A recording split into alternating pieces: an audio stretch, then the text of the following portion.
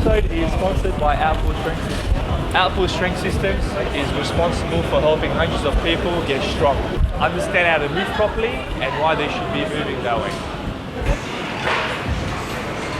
Outpool also understands the power of music when it comes to training. They aim to pioneer and bring together a larger community of people, not only sharing the experience of raving, but lifting properly as well. If you're interested in learning how to move in the gym a little bit better,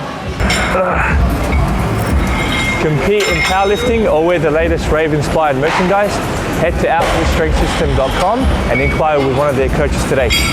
Let's go. All right, welcome to another episode of The Scene Down Under, brought to you by Hardstyle Australia with your favourite hosts, TOZA and VUKZ. how are you? I like that. That's the first time. I feel great, man. I'm good. Just being around you, it's amazing. Always puts a smile on my face. As soon as you pulled up, you started smiling. Yeah, I can't, just seeing you makes me so happy. Bro, that was a good joke, bro. Thank you. Yeah, thanks, bro. I learned from the best. Thank you. You're welcome. Other than that, man, it's been a big... good, man. It's been another great week in man. Hardstyle. Yeah, it's been great. Especially for us. Honestly, I can't think of any way to put it, bro. It's honestly been so great to the point where, I'm lost for words.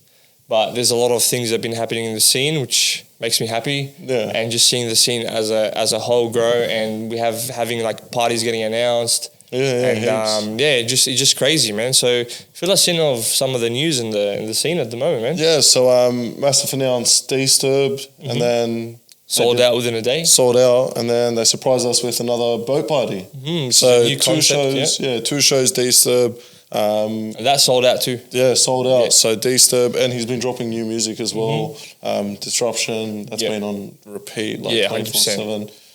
But yeah, back to back, Friday, Saturday. So it's a great 2-day event. Exactly right. And then he's playing at No Sleep Entertainment Saturday night too. So he's playing the Saturday night. Yeah. So he's after the boat. Yeah. Wow. He's flying to Melbourne. Jeez. Which I'm pretty sure is close to selling out, and it's a huge capacity event. It's No Sleep Entertainment have these two concepts. One is just No Sleep guys, and they have Base Horizon. Yeah. Base Horizon is their big party, and it's usually I think from memory it's 1,400 plus people. Sheesh. Which is very, very big, man. So imagine that these time in Melbourne selling out 1,400 plus people. That's crazy because everyone says Raw in Melbourne is not that big, blah, blah, blah. I think otherwise, man. I think the scene is getting a lot of good reactions for Raw in Melbourne, and I think from experience, it's a really good young crowd. And I was actually very surprised. It's good to see, because usually Sydney is always the masses, but it's good to see that even we know Festival Hall's getting a lot of numbers back as well. They're back in action. It's so good to see Melbourne picking up. 100%, man. So Disturb with his Playground, like you said, we have 3 tracks out already. I think it's a total of 6. So there's 3 more. His levels. Yeah. So there is 3, and honestly, Disturb's one of the greatest producers in the scene at the moment. And I just love how each track represents one element. Yeah. It's very titled. It's really, really good, man. Yeah. I love it. All right. And moving on, we have Colin. You just had Colin Henners at Massive. Colin's been doing some damage. He's being more diverse in his sets now, so he gives you the Disneyland journey. Also, he zags it a little bit. Yeah, which bro. Is great. That level up at I remember hearing it. Knockout. That was awesome. Yeah, man. Damn. Sorry, a bit of technical difficulties. Yeah. The timing on that is perfect. Let's get the shit out of you. Oh my God. What else do we have, man? Transition, Perth. Yes. You got announced. Yeah, it got announced a few weeks ago, and now the whole lineup dropped when the announcement happened, and it's just under 2 weeks now, which is great. Yeah. By the time this episode comes out, the party should be already done. Yeah. By the time this comes out. Yeah, so we had a great time. We had a great time at Perth. Massive venue. The crowd was lit. Bro, I can't wait to see the stage for Transition. Yeah, it looked amazing, because honestly, every other time. From what I've seen, not heard, seen with my own eyes, that Transition Temple of Fire is their biggest concept. And it was really amazing to see. It's full of pyro. So we're gonna we expect to see the best indoor pyro. You know what they say? No pyro, no party. So Is that why you wear pyro all the time? that's wow, that is so poor, bro. Are you sure you don't have a kid, bro, somewhere?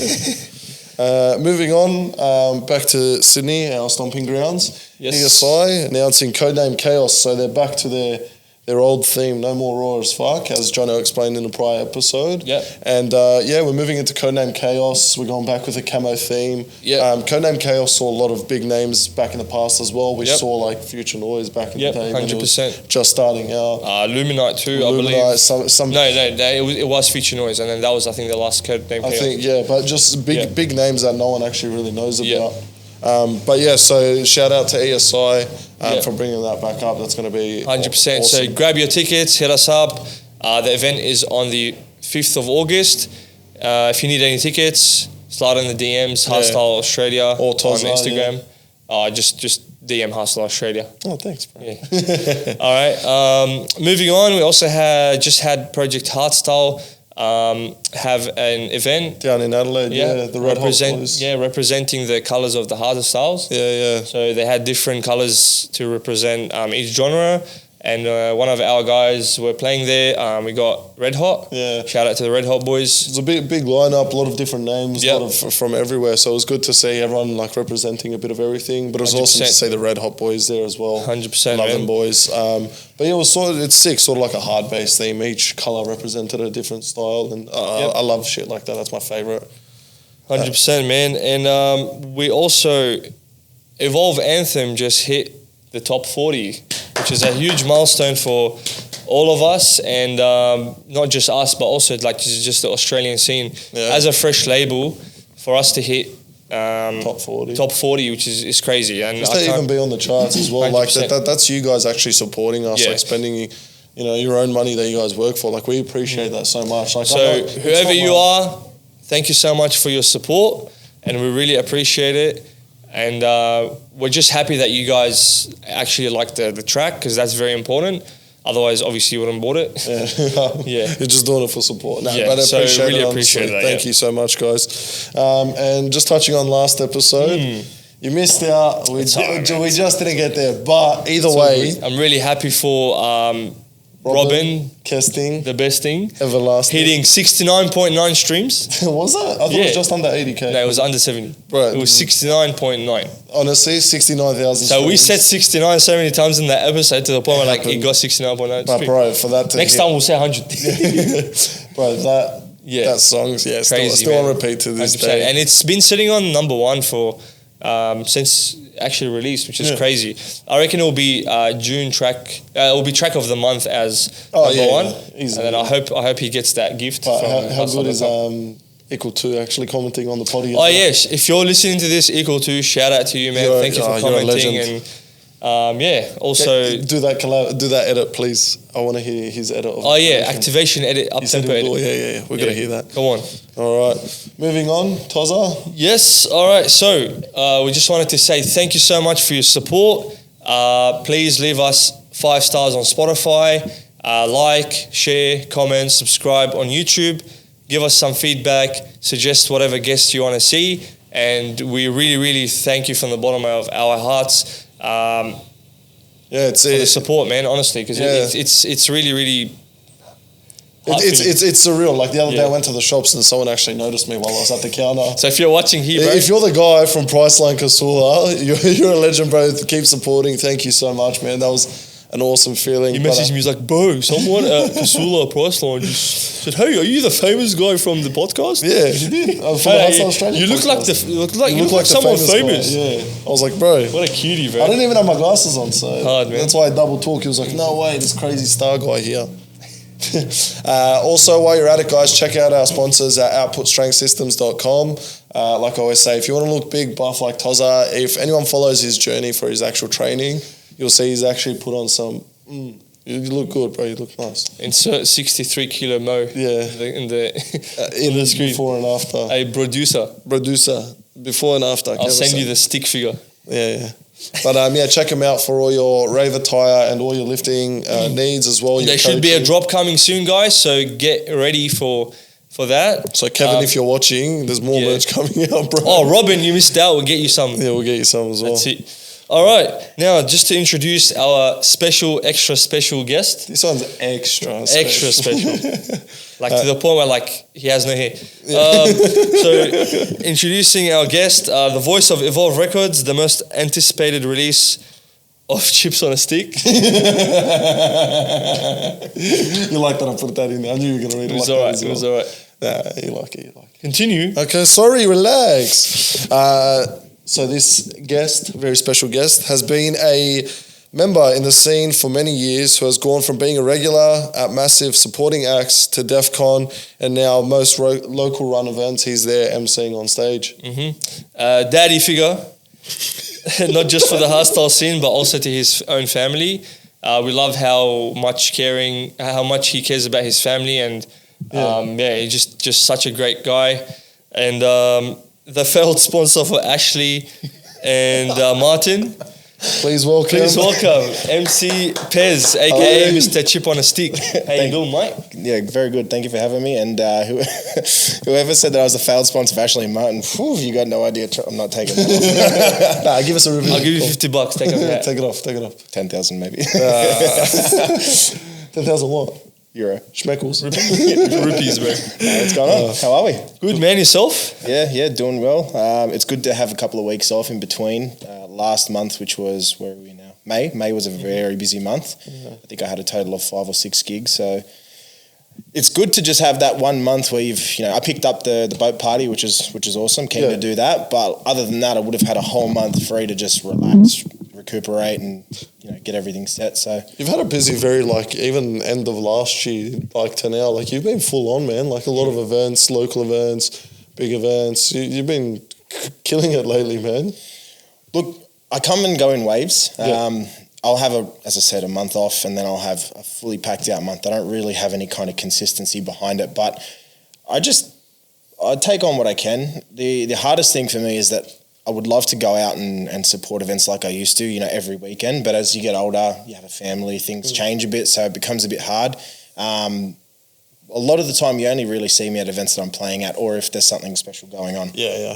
But that's not to say I don't want to come out and support people's events. I'd love to be there if I could, but families is pretty important. So and we really appreciate seeing that from you, man. Especially because we'll touch base a little bit more about it. But since you just started a new family not long ago, and the fact that you've been able to balance it between the partying side, where it's kind of like another job, sort of. And then also being able to be there for your family.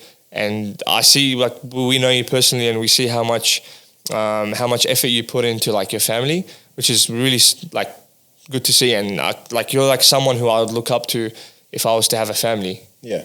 Look, it's a challenge. Some late nights that you get home and after hearing dung dung all night, you go home, you have a shower, you lay in bed. It's 5 a.m. The sun's up, the birds are chirping, and then Logan wakes up, and you kind of you lose a whole day when something like that happens. So it's hard. Some weekends you're a zombie, but it's good to see you've got that balance, bro. You still smash it out. You give it your 110 out of every performance. So it's kudos to you, man. You kill it.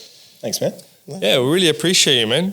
So Pezzy, can you please answer Philip's favorite question, which is? That was the worst drum roll, bro. So, Pez, if you could remove one thing from the scene, what would it be?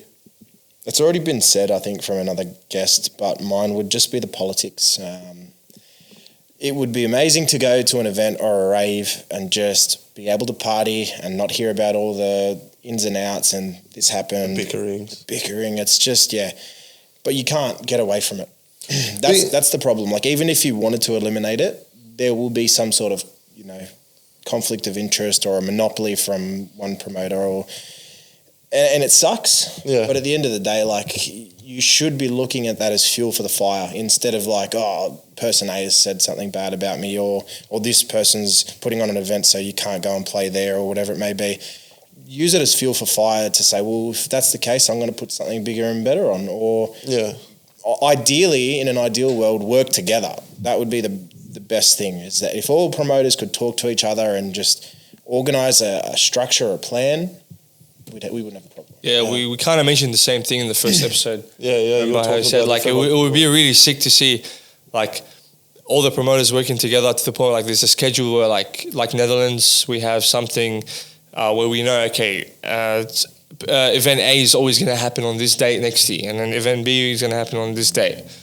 And it would be good to see that, man, like just so we know, like, all right, we like this event, we're expecting something there, other promoters will know that, you know, this is happening there.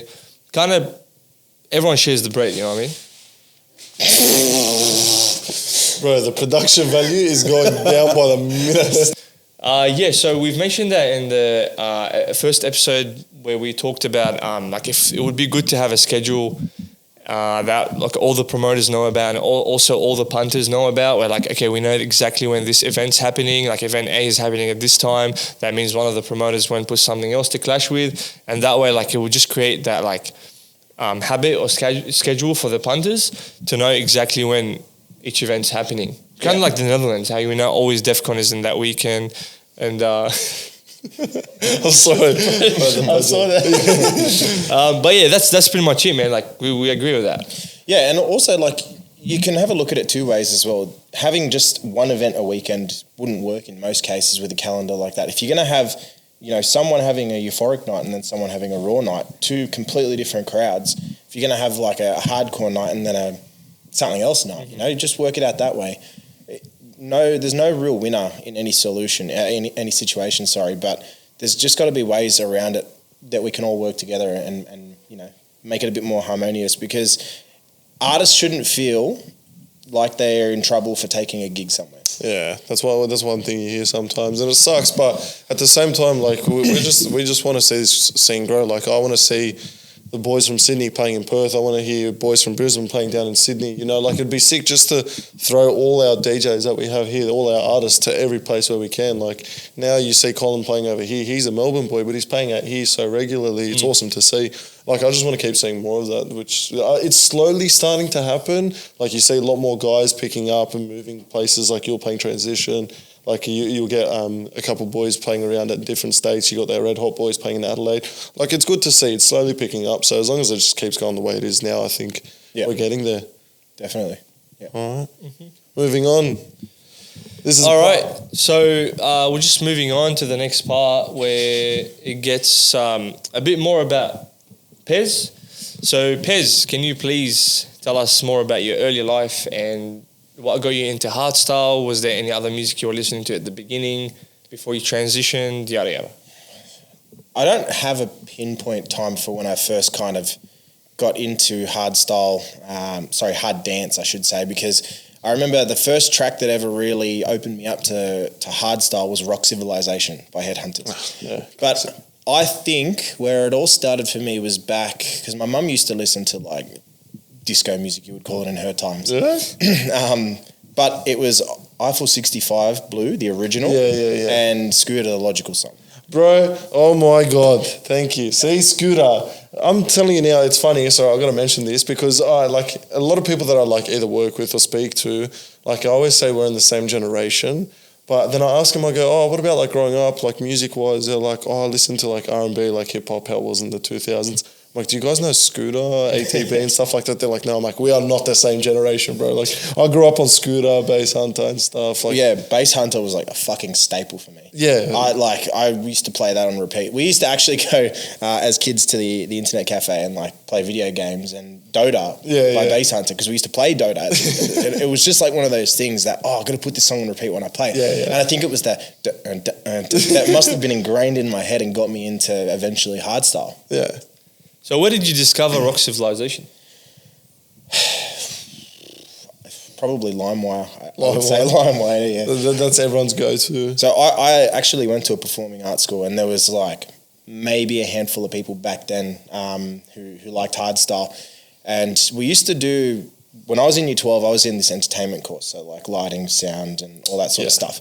But when I was in year 10, the year 12s would bring out the PA equipment at like every now and then during lunch for a gold coin donation for like some sort of charity, and you request a song. So some kids would go up there and they would put on like a random hardstyle track.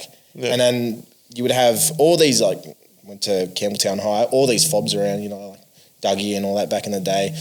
And we would get in there, put on a hardstyle song and like start a little shuffle circle, and then the whole crowd would just kind of look at us like this. Now that it's so like commercially available, it's like, oh, you know, those weird guys back then are now the hectic the guys, cool guys now, doing shit, you know. So that was probably where it all started, and that was in, I would say, 2009. Yeah. Yeah. So that's when the first Defcon was. Did you go to the first Defcon? No, I wasn't old enough. My first Defcon was 2013. Okay. 2013, because my first ever rave was actually Icon. I turned... Your first ever rave? Oh my God. Yes. I turned 18 on the 7th of April, and Icon was on the 20th. So, like, just coming out looking for something to do not long after, besides going to the city, and Icon was, 13 days or whatever it was. Was that 2013, was it, Icon?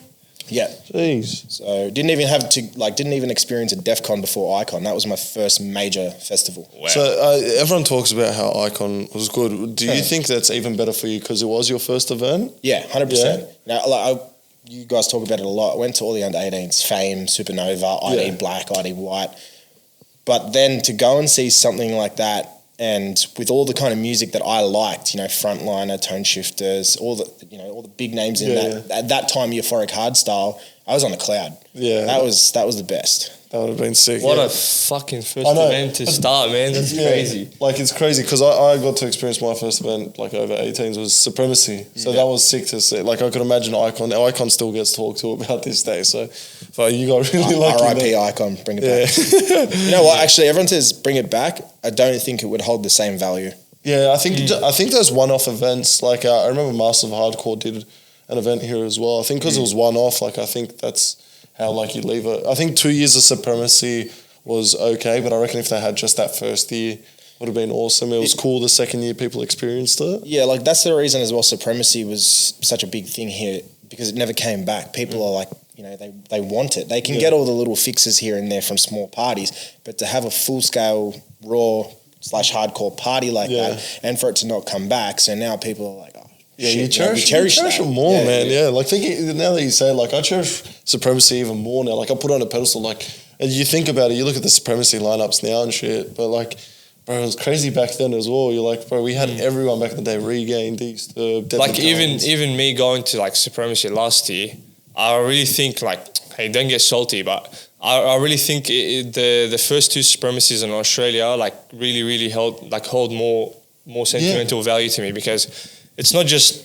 one of my favorite raves, but also, like, a lot of people I know, like yourself and a couple of other people, that it was their first rave, and that's when like shit, like, we love Raw and all that stuff, and that's the music they listen to, and it's actually crazy to see that we actually got to see two Supremacies here, which is pretty good. Yeah, crazy. 100%. Deadly Guns. But now, like, the HSC lineups, as they're getting bigger, we're pretty much the pit a knockout is, honestly, I'd say it's equivalent. It's like equivalent to a Supremacy. It's just like, it's not a one-stage event that's like full scale. Yeah. Like, with the production and stuff, it's just a side stage. I don't know about you guys, but I think it's sort of turning into, like, an overseas event, man. Like, you look at all these clashes and stuff, man. While I was overseas, I had to do non-negotiables. Like, I have to see this person at this stage, this person at this stage, this person at this stage. But if they all clashed, like, too bad, like, bad luck, what am I going to do? I said the same thing about Knockout last year to a mate of mine. I said, this feels like you're... Yeah. Because you're running between stages. Yeah. And all the people that complain about that shit, they've just never been to Europe. So, like, it's like, for us, when we see the timetable, like, yeah, all right, whatever. Like, I'll just suck it up and not watch this guy, because he's going to probably come back later on. Maybe one day I'm going to go overseas and see him. But they don't understand that when we go to Europe, that's our dilemma. Like, I was going through the Defcon timetable yesterday with one of my mates that's going, and, like, I was just, like, giving him advice on, like, what he should do, because it's his first time. And I was looking at some of the clashes. I'm like, bro, I'm all right with this timetable. Like, there's no issue. There was, like, one big clash where it had, like, X-Pros, Deadly Guns, Down Tempo, Mad Dog. That's not a big clash. You just go to Deadly Guns. And it was like Sub-Zero Project, or I don't know. It was like the whole stack, and every stage I had someone that I would like to see. Yeah. And I was like, okay, this is where I would just have to wing it in just that 1 hour. Yeah. But other than that, like, I was happy, because I'm like, oh, like, I can choose one from each hour, and I'll be happy. My word of advice for anyone going to Europe is go and see the people who you don't think will come here, or may take a while for them to get here. So, for example, like if you were going overseas last year and you were watching Adjust, that was ideal for you. But now that he's come over a couple of times, it's like, oh, okay. It's like, damn. You could go watch his set overseas, but if, Jewel Damage is playing, go and watch them, because they either pop off and become huge and they will come here, or they, maybe just kind of fizzle out what's going on with them. So for me, I'm a big believer of like I got a few mates that I know that play at these festivals, and it doesn't matter who they clash with, if someone I've seen or not, but I'd rather like go and support them, because I know like they'll do the same back one day.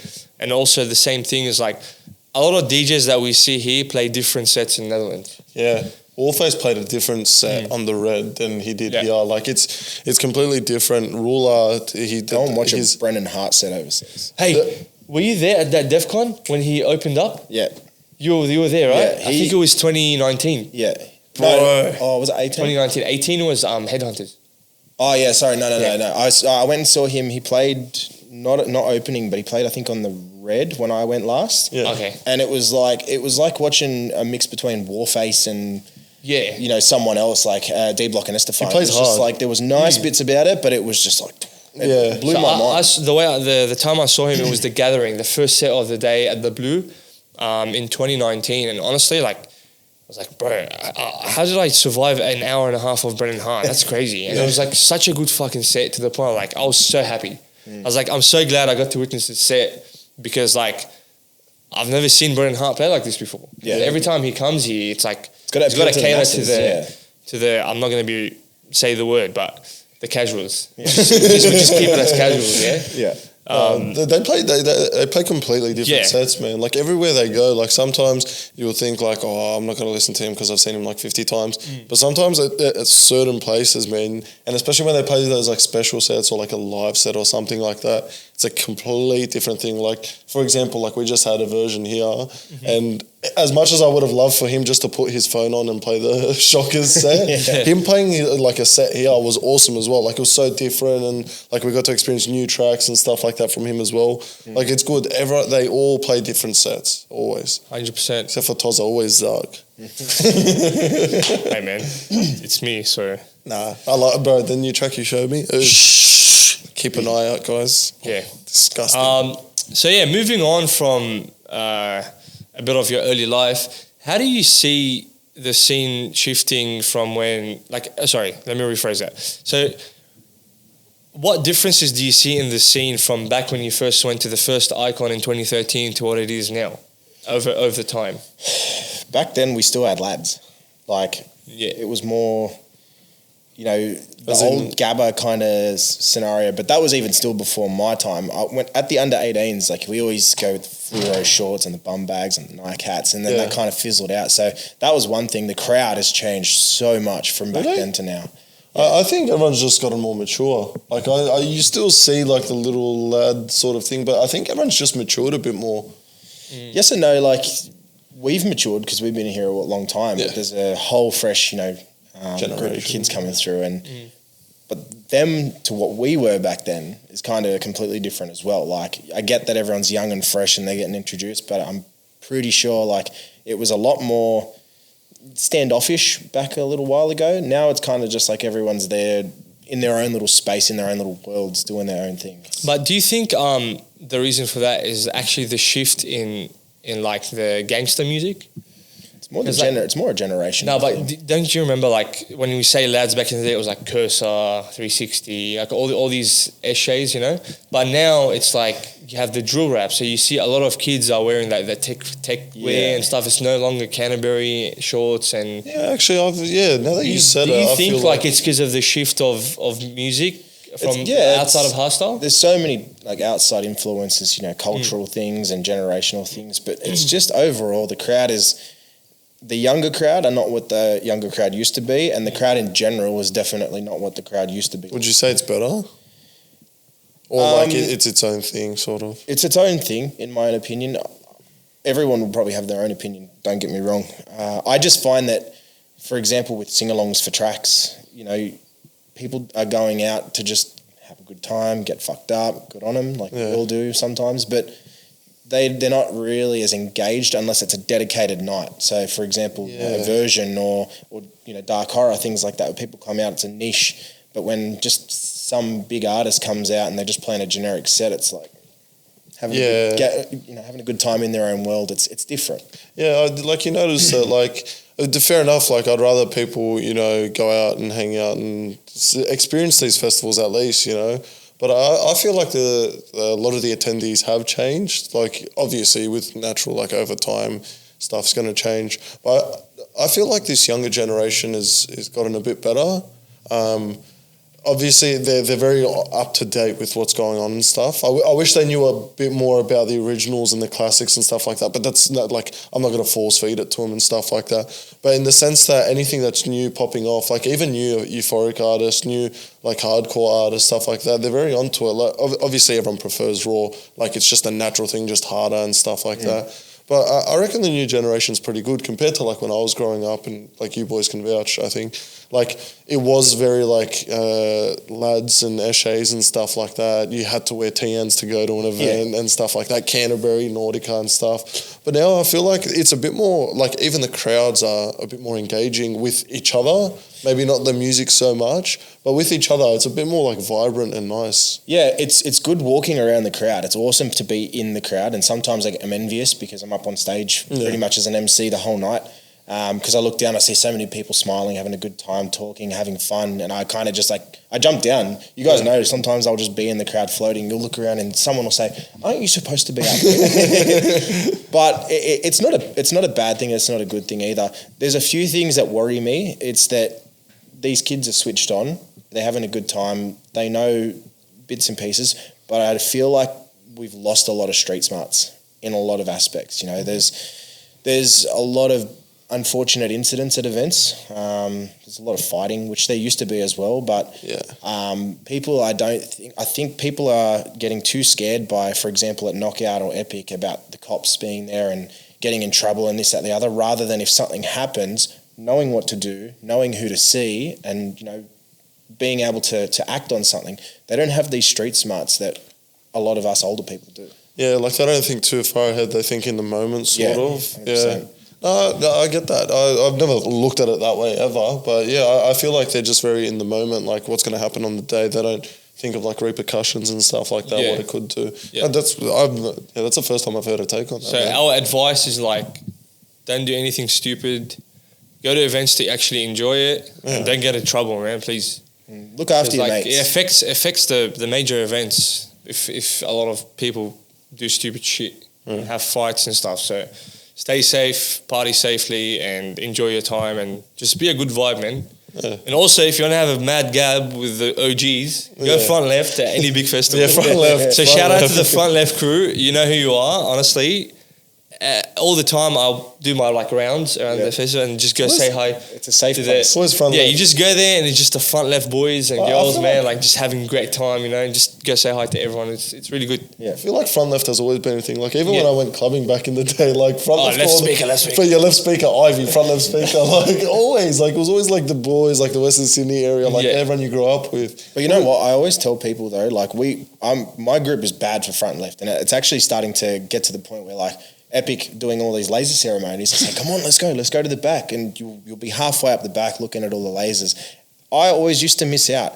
I always used to see all these mad stage designs in the after movies and think, I didn't see that. So was I there? Yeah. But it's like you don't stand far enough at the back to appreciate what's actually going on because you're so immersed in having a good time with your mates at the front, which is cool.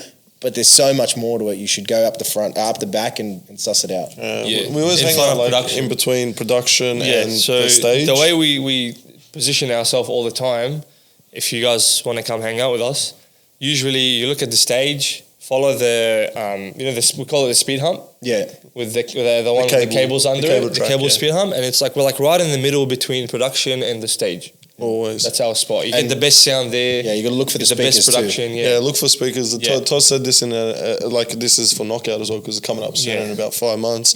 Naturally, there's always dead spots at festivals and stuff. Always look around speakers.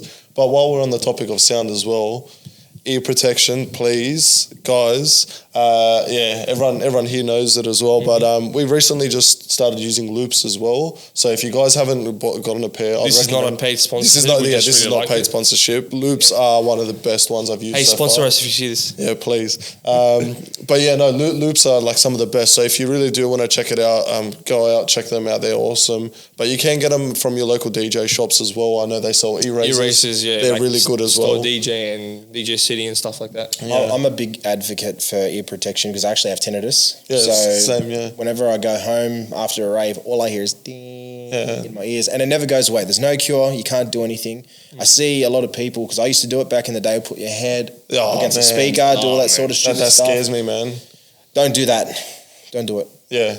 That's bro, I reckon if I lost Listen to Daddy Pez, don't do it. If I lost my sense of hearing, like I reckon I'd be so distraught. Like obviously you can't do things like naturally, but to not listen to music again, man, that would be. I think there's something people don't know about me. My right ear actually glitches. I'm sorry. What do you mean? Like, bro, what is that? Like, have you tried turning it on? I can't get out of the matrix. Bro, no, glitch is like a technical. What kind of friends are you, man?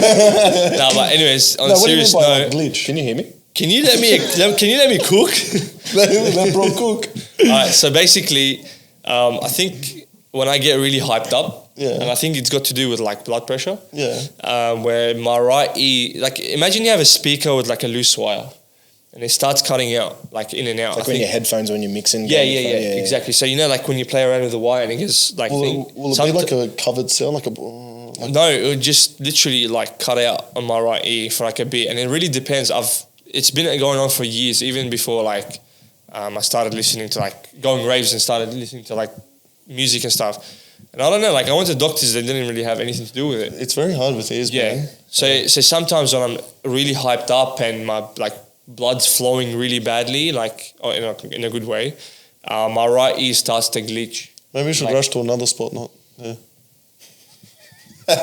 You know what, man? I'll just go myself. So, word of advice: don't talk to TOZA's right ear at a rave. How many conversations have you said that? The songs come up, hey, TOZA.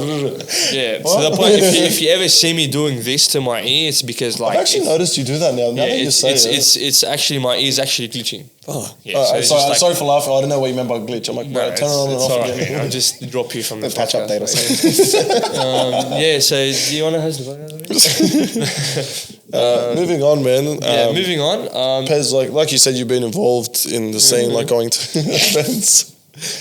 events, Icon, your first one and stuff. How do you go from like enjoying the event from the crowd to actually stepping on stage, not as a DJ, but as an MC? Like, where does that turn take? So, when I first kind of went to a hardstyle gig or an event when I was 18, I was going to like Candy's. It was called Hardstyle Heart Attack back then. Yeah. And it was a mate's night. Shout out to Matty Andrews. I don't know if you'll see this or not, but he was just putting on this like random night, and they had no MC. And I had been to Massive, and I saw D do it, and kind of just had all my mates there, and thought to myself, you know what? I'll jump up on the stage. I'll get on the microphone, and I'll do what I do best and chat some shit. And gift of the gab bag. Honestly, all MCing is being able to talk on the fly and talk shit. Like, you just have to be confident. In the right time, but please. Yeah, at the right time. I just grabbed the microphone and started doing my thing, and because we were all there for our mates' event, like there were so many of us, they were vibing off me, and I was having a good time, and I knew the songs, which is the most important thing as an MC, to know your music. So we just kind of made the night a little bit better. And he said, "Look, man, I've got this next one planned coming up. Let's put you on the flyer." I said, "Sweet." And it was actually Tone Shifters. That was my first ever international, and it was my second ever gig. Oh, wow. International, local, international. But, and yeah, like that was sick. But funny story, I was actually starting Flatliners at the same time with Matty Langfield. Yeah. And we played before Tone Shifters. We opened up. And that was back when, I don't know if you guys have heard it, but we did an Fuck the Goddamn Tempo edit. So it's FTP by Showtech and Not My Goddamn Tempo by Mad Dog. Yeah. We played that, and it was our closing track right before Tone Shifters. So, like, back then I had no idea about progression of the night or anything. And it was just a bit. I don't think he was a bit too impressed, to be honest, that we were playing that hard because he was playing cheese back then too. Yeah. But yeah, so I jumped up, I emceed his set and we had a good time, we had fun, and obviously we talk now here and there. So after that, I got picked up by a guy named Edwin. He was putting on events at home. The trance events at Voodoo. So he was doing one of the upstairs rooms. Edwin Gann, yeah. He was doing his like hardstyle. Where is he now? I haven't heard that name in ages. I haven't spoken to him in so long. Yeah, man. I can picture his head now. He had the lighthouse, the top room upstairs where we did hardstyle night. And then eventually we moved on to the main stage. We had like our own night because we were packing out that room, and we smashed it. Like that was such a crazy night. From then, I think D got wind of me, and Jason, Joe, and Steve got like wind of me. There was another event where I think was Pulsar was playing for that lighthouse room upstairs, and the boys came along and they saw me. And from there, honestly, it was just bang, bang, bang, bang. And then within a year, I was at Defcon. Wow, nuts. What a journey. How good was that? Just from being like a guy who has too much confidence, jumping on mic, to being at like Australia's biggest at the time hardstyle festival. Yeah, that's sick to see. And like, it's crazy because like everyone growing up listening to a certain like genre or whatever, like even like country music, for example, like you want to be that like Luke Combs, you want to be that singer like that gets stadiums and stuff like that. No one ever thinks about being an MC. Like, I don't think everyone's ever grown up and be like, I want to be the best MC ever. Like, I think I don't know, because I'm not an MC, but does it just go naturally with like, oh, I'm going to do it because I have the opportunity to? Or did you ever look into it and be like, I could actually really do something with this? I've always been like overly confident. You're a Tigers fan, so Tigers fan, yeah. So not confident in their season, that's for sure. I just had this kind of, I wanted to be the center of attention. Like, I love when people are around me and I'm in the middle of the crowd, for example, before I was emceeing, and I would just hype everyone up for a group photo, or I would say like, let's start a chant or something, and everyone would do it. So that would give me like some sort of high. He's the one who started the Hey Ho's. No, it's from Melbourne, bro. Don't worry, I'm not going to push it on you. I know where it came from. We're still looking. But then when I got up on stage... Have you been to Melbourne, mate? Get him! When I got up on stage at that night, it was like, holy shit, this is a whole different ball game, because I'm not just some idiot in the crowd doing dumb shit. I'm on stage and people are looking towards the DJ and I'm next to him and like I'm causing a ruckus. So as I went on, like I had to make a decision, like, is this an actual thing? How am I going to approach this was the biggest thing, because I love to party. I love to have a good time. And I've had some nights where I've let that get the better of me. We'll touch on that soon. But then I kind of thought, well, I'm going to make something out of this. I'm going to do something big, and I want to be known.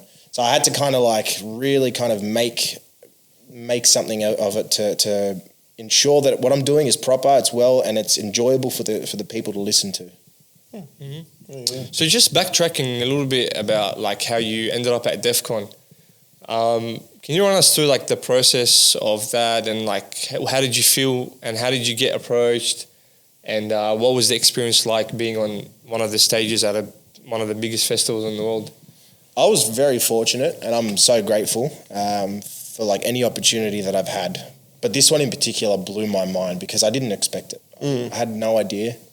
There was no kind of prior contact or meeting anyone in particular who gave me any kind of indication it was happening. It was leading up to September. I think we got an email, I believe, back in May or somewhere like halfway through the year.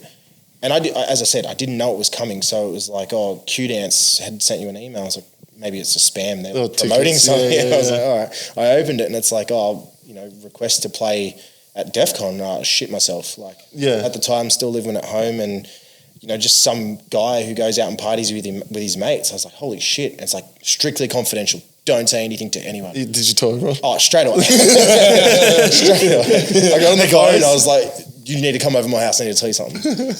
But you didn't even say on the phone. But like, I couldn't believe it, and it wasn't even purple or anything. It was straight to blue. Oh wow! It was insane. And blue back then, well, that was raw. Yeah. It was, So my first year, I think, was like Randy. I did the locals with like Chemical, I think, was there. Archetypes. There was quite a few names on that lineup. I'd have to go back and have a look at it. But all I know was that when I saw it, I could not believe it. I couldn't understand how some guy from Campbelltown, like 2560 shout out, could be like playing on one of the biggest stages that we had here. Yeah. So it was surreal. Damn, man. Like, it's insane, man. Yeah, I know, especially like I said, like as an MC as well, someone who's quick at the ends, bro. Someone who's like Mrs. Relax. Busy. Someone who's not involved as a DJ but as an MC. I think that's like a very special thing as well, because like you hear a lot about it, man. Like MCs, like the crowd either loves them or hates them, man. And like I reckon to be chosen to be an MC, like for Defcon, I reckon that's like a feeling that's, I reckon it's a bit greater than being a DJ, because everyone works towards that thing. But as an MC, you don't ever see yourself on big stages, stuff like that, unless you're the main one, like a Villain or a Knowles or something like that. But being like a local guy and stuff like that, just doing your bit for the scene in a way for your friends and ending up on a Defcon stage, like kudos, that's crazy, man, when you think about it, when you bring it down to what it really is. So touching on that, like, what advice do you have for someone who's like thinking about becoming an MC, or current MCs, or someone who's looking to improve? What do you have for them, man? Look, there's actually a couple of people I've tried to get up on the stage and give them a go and, let them do their things. It's confidence. You've got to be, and being active too, because if you're not attending every event and knowing the people in the crowd, that's going to be your first downfall. So if you see just some random guy you've never heard of before and he's like trying to tell you to do stuff, it's not as, appealing as someone who's always at the raves and having a good time next to you, telling you, hey, give me a little bit, I'll give you a little bit back. That's the way it works. But you've got to, as you said, pick your battles with how you talk. You've got to know your songs. You've got to do a lot of study. Any event that we have leading up to it, I'll spend 2-3 weeks purely listening to that artist. Yeah. So for Reversion, for example, like I was smashing that Shocker set. And anything I could find, back catalogs, things like that I thought he might play. Sometimes they might come out and play a set with nothing that was in that set that I was listening to, but at least I get a vibe for example, like he likes to MC his own sets. You've got to know this sort of stuff about the DJs you're working with, and you've got to know your crowd. But you've got to also not just scream something for the sake of screaming something to try and hype people up. You've got to have, a way to know your words, what to say at the right time and what's appropriate, what's going to get people going. You can't just say like, everybody, let's fucking go. It's not going to work. Maybe once or twice, but it won't for the whole night. Yeah, you can't. That can't be your only thing in the chamber. Touching on that. My chamber. Touching on that, like another thing I wanted to ask is like, what's it like being the voice of it and trying to enjoy the party? Because I know sometimes this guy asked me to take a video, and like even at a version, I was having too much fun. I'm like, man, I got 0 videos. Hopefully someone else did. Like, what's it like having to be the voice of an event, but also trying to enjoy it at the same time? I've got no content. I've got no content from my gigs in the past, because you have to constantly be ready. You can't just have your phone sitting there recording something, because the decks might stuff out, or DJ might hit cue, or something in the crowd might happen, like a track comes up. I can't be holding my phone and doing that at the same time. So up until recently working with Ben, I never had an after movie, never had raw footage, anything like that to promote myself, because I'm just too in the moment. Like it's hard to disassociate the work part from the having fun part. Not to say I don't have fun. I have a... Shout out, Ben. Shout out, Ben. Ben's being spoken about, but he doesn't even care. What are you playing? No one cares. I have too much fun on stage to like sit there and try and record something. But yeah, I also, as I said, I go into the crowd and I'll MC from the crowd, or sometimes I'll just spend 5 or 10 minutes doing nothing, just chilling. And then people will come up and say, "Oh, aren't you supposed to be MCing?" It's like, man, I've been doing it all night, haven't I? Don't have a break. Give me a break, man. Yeah, so that's pretty much, you've got to just find your balance of where to have fun and where you got to work. Yeah. So other than Defcon, I know you've already spoken a lot about Defcon. Like, what was another highlight event that you really, really can't forget and it's just been memorable? Probably I would say the 2 times overseas that I went in 17 and 18. So I was supporting Radars one year and Kevin Hucker on the Purple stage the following year, or vice versa. Kevin Hucker and then Radars at Defcon, which was awesome over there. Over there? Over there. You MC'd over there? Yeah, as a guest appearance though, not in the lineup, so you won't. Yeah. Oh, that's still, man, that's awesome. And then back at when it was Hard Island in Croatia, I jumped up for Malice and Rulers set. I think they played the last 2 in Calypso. No, not Calypso. What's the one? Not the end one. The blue one with the pool in the middle. Noah? Yeah, I can't remember. One of them. Yes, it is. Calypso, Noah. Papaya. It's like the third one across. I don't know. But yeah, I jumped up with them because obviously a couple of months beforehand we had ESI Daylight and Darkness. So I met the Malice boys. Yeah. And when they saw me there, they're like, yeah, come up. So that was sick. Like it was 5 or 6 in the morning. Everyone was just whacked off their face. We started a mosh pit in a pool. Oh yeah. It was nuts. They're probably my highlights. Apart from all the other gigs that I've done in Sydney, like I've done so many over the years. It's very hard to keep track of, and especially like a favourite. But they're the ones that stick out. Yeah. Damn, man. Especially in Croatia, that would have been something else. Yeah. What a country. So moving on, where do you see Pez in the next 2 years? I wouldn't say 5 because the attention span of people. Look, I'm 30 in 2 years. Mm-hmm. You're still young. I'm still young. So what happened to your hair? I'm kidding. It's coming back. It's making a comeback. Do this in a year's time, I'll take that off. All right, that's it. Well, we'll do a follow-up. Look, I'm going to be up front. HSU. I want to get to HSU. That's my goal right now because that's the biggest we've got. And my goal was Defcon. And I did Defcon and now it's gone. So like as much as I love doing ESI, High Voltage, Massive and all these other parties that are coming up, I'd be disappointed in myself if I wasn't on HSU stage before 30. There you go. Let's make it happen. We keep grinding. We got the content behind us now. Let's keep pushing. Yeah. Keep pushing, Pez, guys. Show him some support. Show him some love down in the comments. This guy's a true G. He's actually a real nice guy. If anyone's actually ever spoken to Pez. He's alright. No.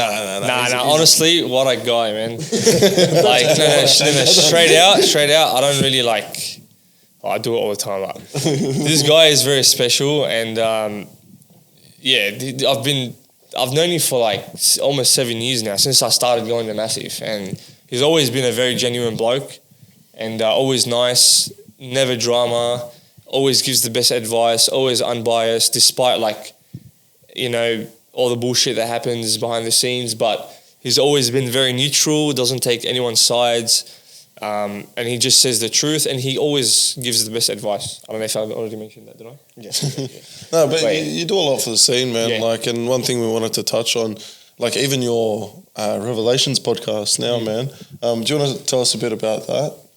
So Revelations was an idea that we had at the same time that we were having the idea to start Evolve. Yeah. Where it was, we've got a core group of people who are starting this label.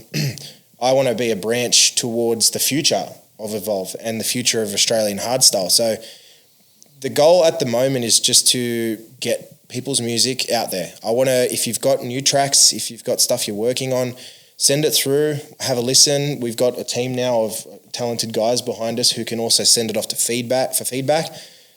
But I just want to put us on the map a bit more than what we already are.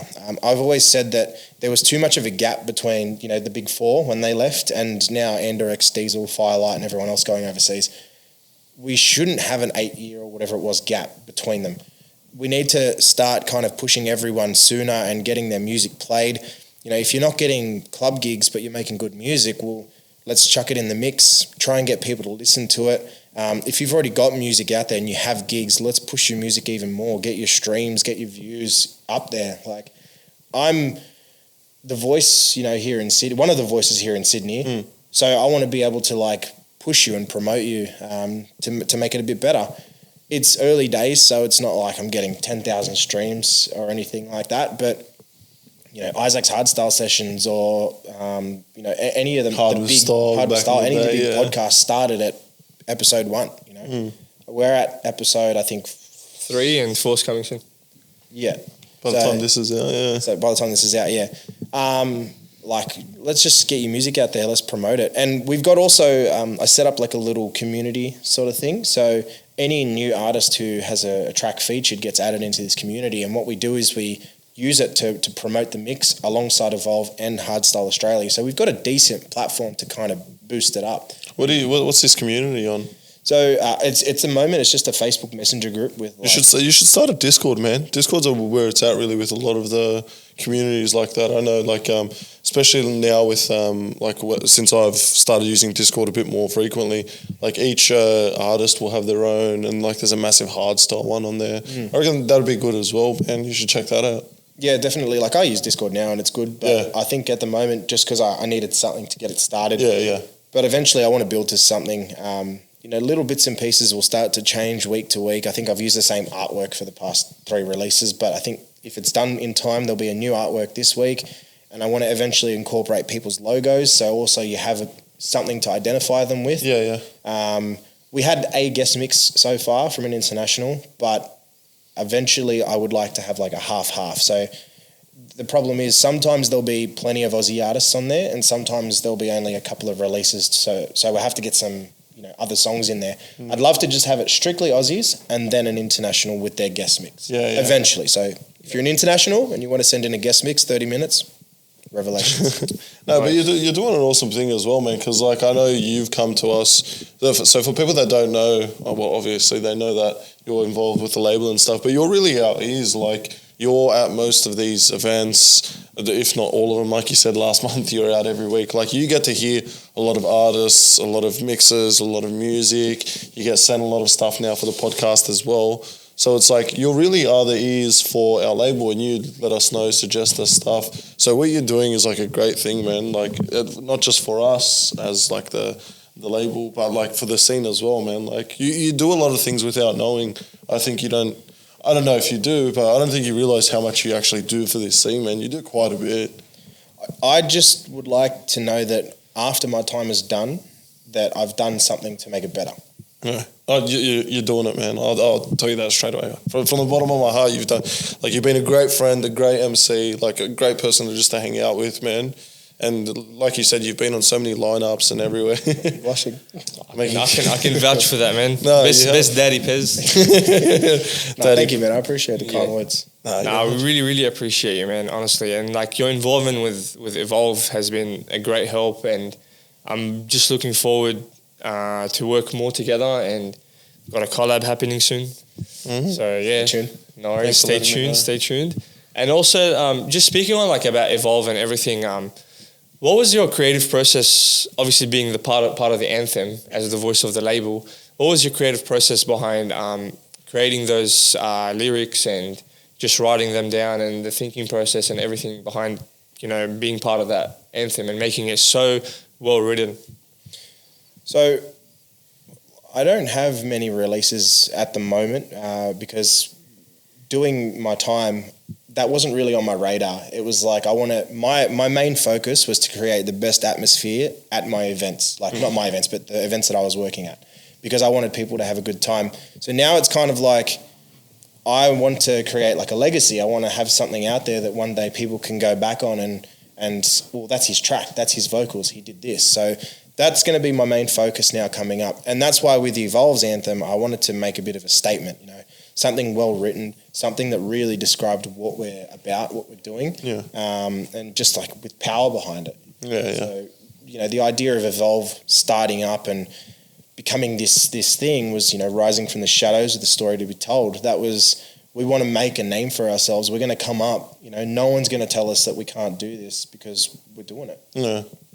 Right. Yeah, honestly, like from being like an MC to actually being a vocalist as well, like it's crazy to think how much of an impact some words have, and like the like Toz was saying, like the creative process, like you really have to dig deep and think about what these words mean, because sometimes like you'll hear lyrics and it's just like stop the boat or something like that, like stop the boat. Yeah. Well, that's different. It's though. a sick thing, but like it's crazy how people might just disregard it, but there's a lot of thought, like there's more meaning behind it. It's sort of like a rap or something like that. Yeah. Like you've got like words that actually mean so much, and like it's core to the group of us, like 100%. And I think it was, well, I don't think, I know for sure that it was very well written, and just when everything got put together, and we were just like listening to it, like, wow, like just the combination between you and Teal going back to back, it was just like, wow, like this actually speaks to me personally, because like I've struggled with a lot of things back in the past, and just listening to those lyrics, like I'm not being biased because it's our anthem, but like just the meaning behind every single word just speaks to me. Mm-hmm. Just like I was saying last episode, where like some of Aversion's songs like really speak to me because the lyrics are so like relatable. And I feel like with the anthem, the lyrics are like very, very relatable in the sense where like it has a meaning for me personally. Like, and I just hope everyone else can relate to it in a different way. If you're like always been like an underdog and overlooked, and just listen to the lyrics, listen to the lyrics and just like dissect every single word and learn it for knockout, because you're going to be singing it. Yeah, 100%. Yeah. Now, I think when you leave something behind, it needs to be impactful. It needs to be meaningful. So that's one of the things that I want to do for a couple of collabs that I want to work on is I really need to sit down and put something proper together, because I don't want to just give someone like a 2-line thing. As you said. ChatGPT. Yeah. ChatGPT. I like really want to put some work and emphasis behind the meaning of any track that I release. Well, I've got another question moving on. As an MC, everyone's got their own favourite artist, but do you have your own favourite MC? Please say what I think you're going to say. Please. Probably Knowles. Knowles? And definitely Deviate. Oh, yeah. You're good. Okay, I probably should have, out of order, I should have said Deviate first and then Knowles. Deviate because I just identify myself like a lot with him. The way he just loves to party. On stage, he's just like an open-going guy, and he doesn't care. He's having a mad time. But Knowles for the aggression. I love the aggression in Knowles. He's got that like grunt. Yeah. But same as Deviate as well. Deviate is well-rounded. Like he's OG. The guy has so much experience. And also, he's got so many styles, man. Like his voice, just like I remember one time at Knockout, because on the pit, the mic was so like clear and everything. It was full quiet, music's playing, and we're just like all dancing, and I just see him screaming like a full drum. Honestly, like I was scared, because it was like I was like turned back to the stage, and all I hear is like. He said something, I'm just like, oh shit. Yeah, bro. Like full, like rocked me. Maybe it was the ear glitching. No. No, I always go back to his hard bass. Take off your hat. That is the biggest glitch in the Matrix, man. Oh, man. You got No, but I always go back to Deviate, like a hard bass, man. Like he's just got that, like, just inside him. It comes from his stomach. It's crazy. Whoa, man, it doesn't sound like that. Nah, that was horrible. Maybe you should teach me to MC Pez. It'd take a lot of teaching, I'd say. No, but Deviate's a legend. But I gotta give kudos to Villain for actually creating that brand. I know he cops a lot of flack, but man, for an MC to create a brand like he has, like it's actually really crazy. That's one thing I'll touch on. There's two parts of it. Is number one, like Villain cops a lot of flack. Yeah. He's not a bad MC. No. I just think that as time's gone on, like he needs to keep up with the tracks a bit more, which is hard because he does so many shows, so many events, and so many new tracks. Yeah. It's very hard for him to pick and choose when not to talk and when to talk. Yeah. One thing I would say is like I don't like how he brings the music down to talk. Yeah. I think let the music play. But at the end of the day, like you will not find an atmosphere like a Villain speech at the end of a Defcon overseas. Yeah, oh dude, yeah. You will not find anything better. As much as people hate him, honestly, he knows his ways with words. He can just carry a crowd. Yeah. And the other thing as well is like being that big of an MC is crazy considering how saturated the DJ market, producer market overseas is saturated. The MC market is just as bad. Yeah. And that's one reason why like I never went over there, was obviously because I had other interests here. But when I was younger and I had nothing else here, like to tie me down and anchor me down, I was like, well, shit, I don't speak Dutch. That's my biggest downfall for one. And there's so many people over there who are already established. Like, I think when, who was it that had Supremacy, Masters of Hardcore, The Mouth of Madness before him. There was someone before him. Ruffian. Watcher? No. Ruffian. Ruffian, yeah. And then like Q Dance has Villain, and you know this person has this MC. Yeah, the So you Watcher, got this, like it's Aussie- established, man. Yeah. You got this Aussie going overseas to try and. Fix it. It's giving me like just yeah. Like Keep it closer. You got this Aussie MC going overseas to try and make a name for himself. It's going to be very hard. Yeah. So- no, I get it, man. And when you think about it, it is really saturated because some artists, like you've got, for example, Anger Fist, man. He had MC Jeff alone, just for his set. He had MC Jeff just doing his I one. have to, every time I hear the name Jeff. Like you got Paul Elstack, who I always forget her name, but it's always the girl that does it, and she's awesome. Like I actually love hearing her. Like she actually knows the lyrics, she knows everything. And then you got Peacock's got Mouth of Madness now as his full-time MC. you got like the Watcher. Like there's so many. Livid, like, shout out Livid. yeah, synergy. Like there's so many that to play just for a specific like artist, and they'll stick to that label. Like it's very hard, and you can imagine overseas, like in Netherlands, where hardstyle is so big. Like you're right. I reckon it would be so hard to break into. And speaking back onto the Villain thing, as much like you're right, he does so many events. He does raw events, euphoric, classics, French core. Like he has to do so much. He keeps up with so much, but there's not too many MCs that can actually keep the party going. Like sometimes you'll hear a random MC say something stupid and you'll be like, what? What's that got to do with anything?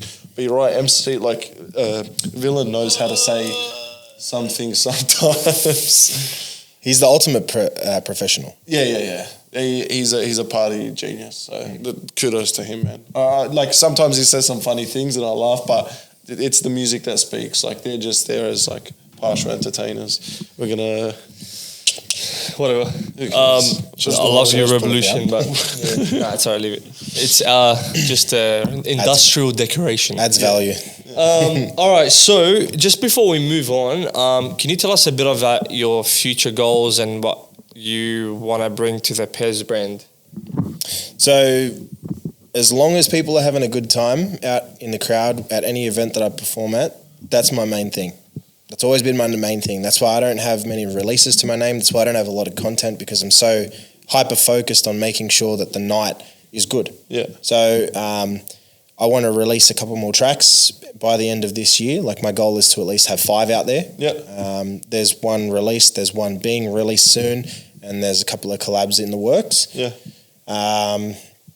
And as I said, I want to eventually get to HSU. So that's my main goals. All right, let's do it. Oh, and also, like, I'd love for Revelations, to be successful. Not for me, because I want there to be a good, strong platform for up-and-coming people to be able to promote their music.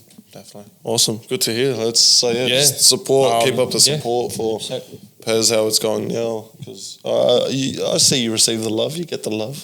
Yeah. Show us some love for Pez down in the comments, please. Send him a number for Ashley and Martin. Very wholesome. Human daddy. Bold being. Moving on. TOZA. Yes, man. Your segment. Your special. Give it to yourself, buddy. Your special segment. Okay. So tell us, I got one question for you. All right. And one question only. How big? What is your tip? So my question of the podcast is, what is the most awkward situation you've ever been in? Brennan Hart, Australia Day Tour 2014, I think it was. And this was going back earlier in the podcast. I said about nights where I just get a little bit too rowdy. Okay, good. So it was at Massif. It was a fully sold out show, and I was very intoxicated. Got up on the stage holding the Australian flag upside down and fell off the stage. Oh, no. Main stage. In front of everyone. Was this during Brennan Hart's set? I think so, because we were doing like a moment. Like I think there were people on the stage, and Dee was there, and I was holding the flag, and like we were trying to do something for a particular song, which I can't. It might have been "Wake Up," maybe. I don't know. It would have been one of his big songs. What a song! And because wake up to yourself first. But the funniest thing was, is that I was on side stage that night, so I went back to the stage to MC, and I fell off the stage again. No, you did not. Yeah. That was probably my most embarrassing moment, which I don't think many people remember, thankfully. Until now. Okay, so if you remember that exact moment, drop it in the comments, please. Tell us the full You're lucky story. phones weren't around that back then as much as they are now. Yeah, the Samsungs back then, Tim Dawes would have been having a field day with the camera quality. So, Damn, man, twice in one night. Was it? Please tell me it was immediately after like the next set. I can't remember. As I said, I was so drunk. I just remember being told, I don't remember falling off stage, mind you, for either of these incidents. I just remember being told and then having some bruises the next day. Someone had a photo of me up on stage with the flag, upside down, which I'd have to try and track it down. And someone had another photo of you after on the floor. But that's probably most embarrassing moment. Hopefully no more of those in Hopefully no future. more. I think- Imagine HSU finally gets it and it stacks it off the stage. Oh, bro. That would be just poetic justice. Yeah, fuck, man. Honestly, like, I'm picturing in my head. And you know where the stairs are to the green room? Yeah. It wasn't even like off the stage, it was out the back sort of thing. Like, just like Pez is there, he's not there. Bro, is that how you lost your hair? It went on the way down, I shaved it on the speaker. It was like a cheese grater. Oh, bro. Oh. Moving on. Moving on, man. We have Instagram questions from Pez's fans. So, do you have like a fan, like, you know, like Villain has the villains? What do you have? Do you have the Pez dispensers? I used to have Team Pez. Team Pez? Yeah, but like I kind of, that went down the window. Out the window. down the window? Oh, down the stairs. Down the stage. Green room. Yeah. What about, we should do the Pez dispensers. I was thinking about that, getting a 3D printer and getting like my head made. Just handing them out. Just hand them out everywhere. That'd be good. All right, let's go with the questions from the fans. First question from young_Tesco. Are you named after the candy? No, and you know how many times people would come up and say, "Are you Pez, the guy who did the rap with 360?" Oh, is there another? Pez. Like, so that's why I made sure that I was MC Pez on any flyers, because there's already Pez and he's an Aussie rapper. Yeah. But it was more so because my last name's Perry, and back in high school everyone would call me Perry. So Perry went to Pez, and then that's what they put on the flyer for the first event. So that was what I had to stick with. There you go. Well, at least it says MC in front of it, because then D would be having the greatest time ever, just being D all over. Moving on, do you wax, polish, or buff your head? I use the basketball, not basketball, the bowling ball things, like Homer Simpson. I put my hand on there. No, I'm sorry. I love you, man. We already went on to that one. We've covered quite a bit, actually. Yeah, actually, most of these questions were already covered. So, okay, so one question from Vitality_AU. Kick or screeches? Kick. I actually never liked the old school raw. Either did that poster. Just rip it down, Toz. Yeah. All right, there we go. Hey, great production. You didn't like the screeches? No, look, sometimes, I won't say I hate them, but sometimes I like them. You prefer kicks? But yeah, back in the day when it was raw was kicking off, I was not a fan at all. I was still cheese back then. Oh, man. So yeah, I'd prefer a kick roll, something heavy. So what's your favourite like genre? Has it always been... No, like... Or just progressed? As long as I can remember, I've just listened to music in general. So, and that's a very cliche thing to say, but I actually, when I was in high school, listened to heavy metal, pop punk, rock sort of stuff.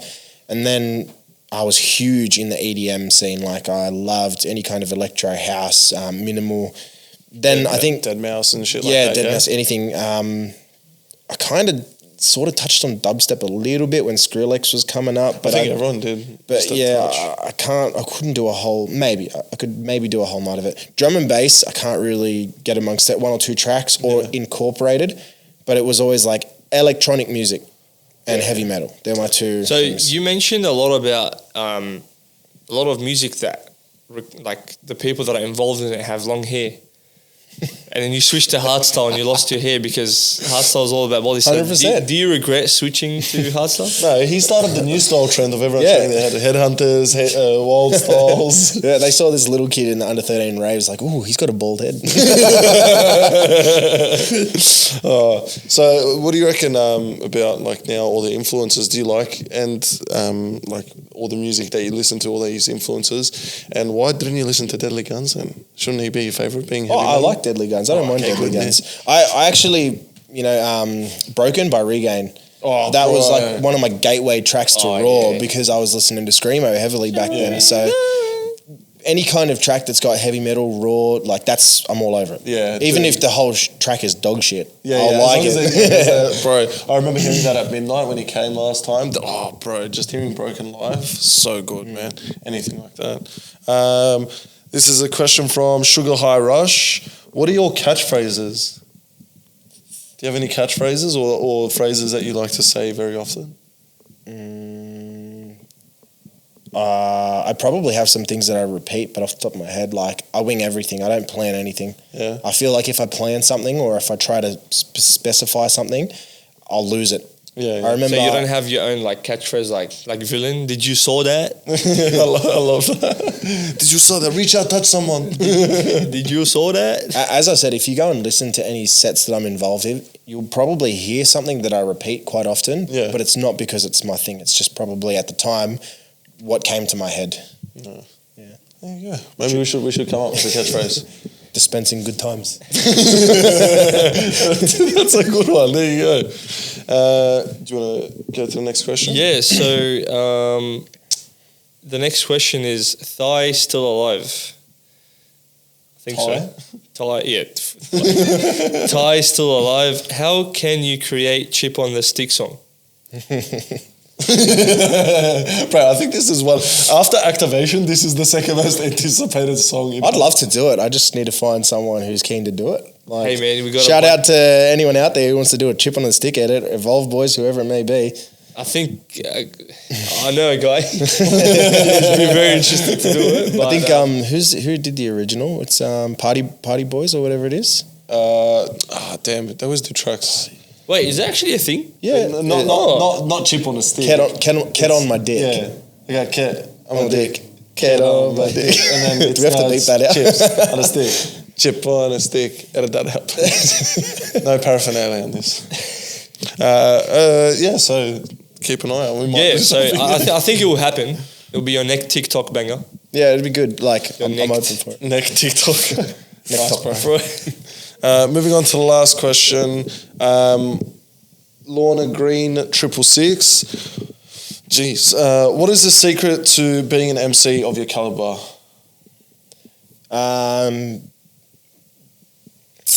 Interacting with the crowd is probably one of the most important things. Is over the years, if I didn't engage with people, I wouldn't have those people down the front like vibing off me, because at an event, for example, if you go there and there's no one you know, you can still MC, you can still have a good time, you can still create an atmosphere, but it's so much better when you go out into the crowd, talk to a few people, introduce yourself, and then say, hey man, like let's do something tonight, come up the front, and like I'll have my little henchmen, I guess.